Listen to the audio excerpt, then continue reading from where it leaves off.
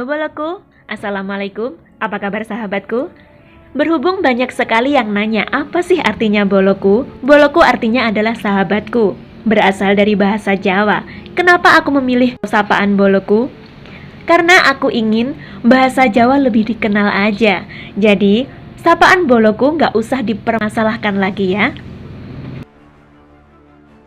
Lagi-lagi, pembahasan kasus kali ini kembali melibatkan seorang oknum aparatur negara yang sangat disayangkan, di mana seharusnya mampu menjadi pengayom dan teladan bagi masyarakat, tapi justru berbuat bejat. Kisah kasus kali ini tepatnya terjadi pada sekitaran tahun 2019 ya. Vera Oktaria, 21 tahun, adalah warga Kecamatan Seberang Ulu 2 Palembang, Sumatera Selatan. Sehari-hari, Vera bekerja sebagai kasir di salah satu minimarket yang beralamatkan di Jalan Sudirman, Palembang. Vera diketahui telah lama menjalin hubungan dengan seorang yang bernama Dery Permana yang merupakan seorang prajurit muda TNI sejak tahun 2014. Untuk selanjutnya, aku akan menyebutnya Prada DP ya, demi memudahkan penyebutan. Namun, setelah beberapa tahun menjalin hubungan, ternyata sikap Prada DP sering kasar nih. Hal itulah yang akhirnya membuat hubungan keduanya menjadi renggang. Hubungan kedua sejoli itu lantas terus putus nyambung. Sementara itu, ternyata telah muncul kecurigaan di dalam hati Prada DP bahwa belakangan yang menyebabkan sikap Vera berubah mungkin karena punya hubungan dengan pria lain. Prada DP sempat bercerita pada seorang temannya, jika seandainya benar Vera menjalin hubungan dengan pria lain, maka aku akan membunuhnya, katanya. Hari itu, 18 April 2019, setelah habis masa liburnya, tepatnya sehari setelah pemilu, Prada DP pamit pada kedua orang tuanya nih, untuk mengikuti pendidikan di infanteri di Batu Raja. Namun, tanggal 3 Mei, ternyata Prada DP telah pergi tanpa keterangan dan tengah dicari-cari oleh para pembinanya. Kemudian, tanggal 6 Mei 2019, sang ayah mendapatkan kabar melalui saluran telepon bahwa sang anak yaitu Prada DP telah kabur dari pendidikan dan sedang dalam pencarian. Terpaksa, sang ayah berangkat ke Batu Raja untuk ikut mencari. Sementara itu, Prada DP yang telah kabur dari tempat pendidikannya sempat mampir dan menginap di rumah seorang temannya selama 3 hari. Saat di sana, ia terus berusaha menghubungi Vera, namun tidak begitu direspon lantaran saat itu hubungan mereka telah merenggang meskipun belum ada kata putus. Hari itu, tanggal 7 Mei, Vera bekerja seperti biasanya, namun ponselnya terus-terusan berbunyi dan diketahui ternyata Prada DP lah yang sedang menghubunginya. Dengan agak malas, Vera sesekali menanggapi dan sedikit ada perselisihan di antara mereka. Intinya, Prada DP ingin mengajaknya untuk bertemu. Namun, Vera sebenarnya sudah enggan menuruti ajakan itu. Keesokan harinya, pada 8 Mei malam hari, usai tutup toko sekitar pukul 23.30, Vera berpamitan kepada rekan kerjanya untuk pulang. Dan entah rayuan seperti apa yang diberikan oleh Prada DP terhadapnya, ternyata di luar ia sudah menunggu untuk menjemput Vera. Ia bermaksud mengajak Vera untuk pergi ke rumah bibinya yang bernama Elsa, yang tinggal di kawasan Betung Banyu Asin dengan alasan ingin curhat. Karena Vera pun telah mengenal Elsa, maka ia menuruti ajakan Prada DP kali itu. Dalam perjalanan, sekitar pukul 1 dini hari, mereka sempat mampir untuk makan sahur di sebuah warung makan. Saat waktu telah menunjukkan pukul 1.30, sebenarnya Vera sempat mengajak pulang saja karena waktu sudah terlalu malam.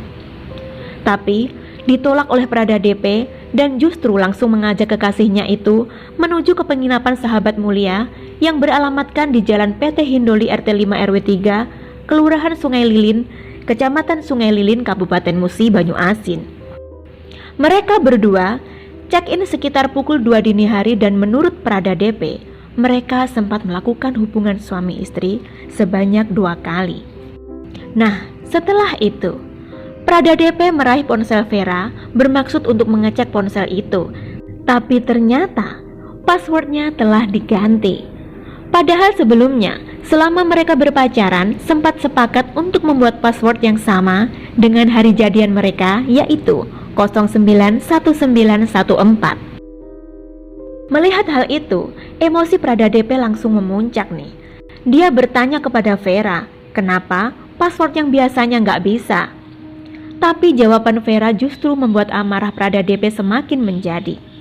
Vera mengatakan bahwa ia telah hamil 2 bulan dan ingin segera dinikahi. Prada DP yang mendengar itu langsung emosi karena menurutnya, sejak 5 bulan yang lalu, dia telah menempuh pendidikan dan sama sekali tidak bertemu dengan Vera. Jadi, mana mungkin hamil 2 bulan, katanya.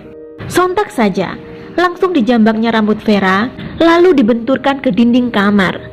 Vera sempat melakukan perlawanan, namun hal itu justru membuat Prada DP semakin murka kayak kesetanan. Dicekiknya leher Vera sambil dibekapnya mulut serta hidungnya hingga kehabisan nafas. Menyadari kekasihnya sudah meninggal, Prada DP mulai kebingungan nih. Lalu, ia keluar balkon bagian belakang kamar penginapannya bermaksud untuk merokok dan menenangkan diri. Nggak sengaja nih, ia melihat ada sebuah gergaji di sebuah gudang penginapan, lalu ia mengambilnya dan tanpa pikir panjang, ia mencoba untuk memutilasi tubuh Vera. Awalnya, ia bermaksud untuk memotongnya menjadi 2 bagian, tapi kemudian ia mencoba memotong bagian siku tangan.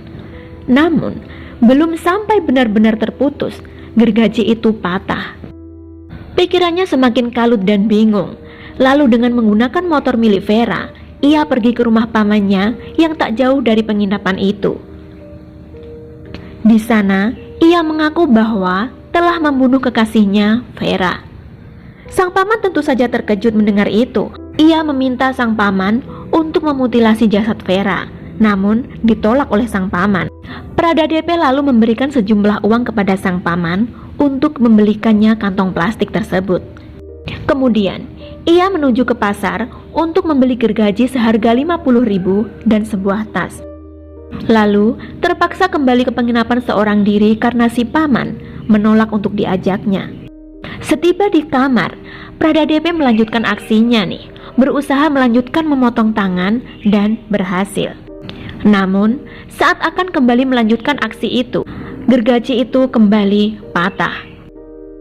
Seolah putus asa, dia menyalakan rokok sambil nonton TV dan makan buah jeruk yang tadi sempat dibelinya di pasar.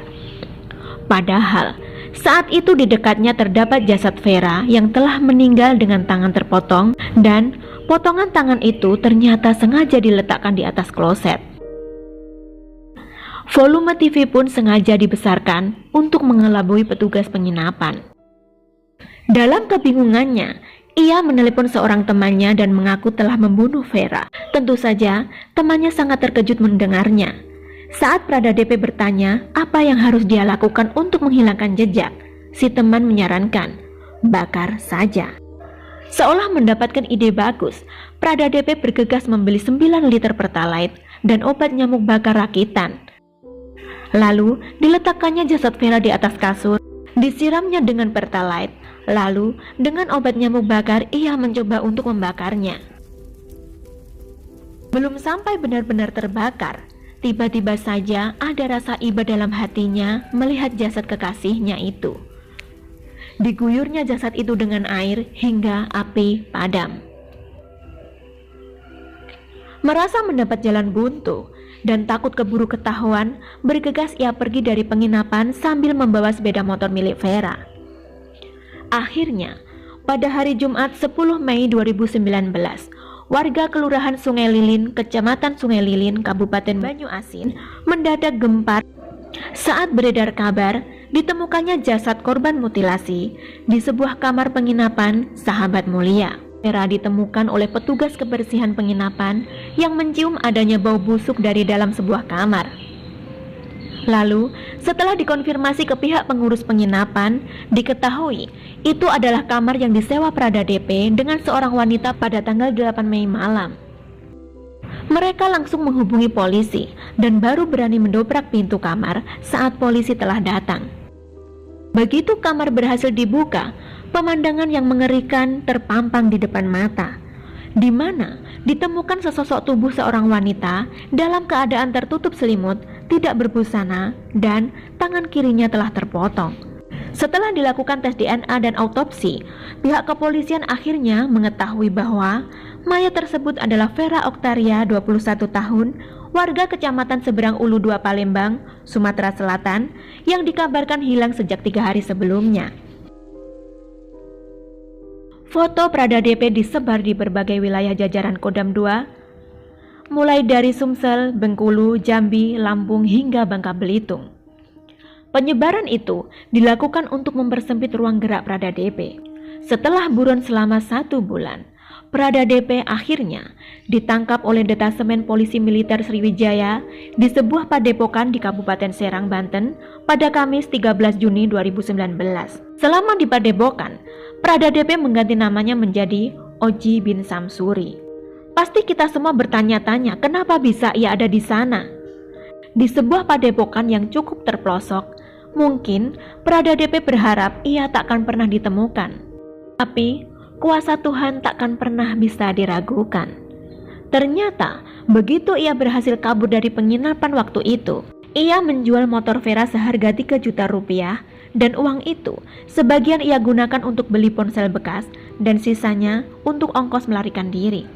Saat dalam pelariannya, di dalam sebuah bus, ia berkenalan dengan seseorang dan bercerita bahwa ia ingin memperdalam ilmu agamanya.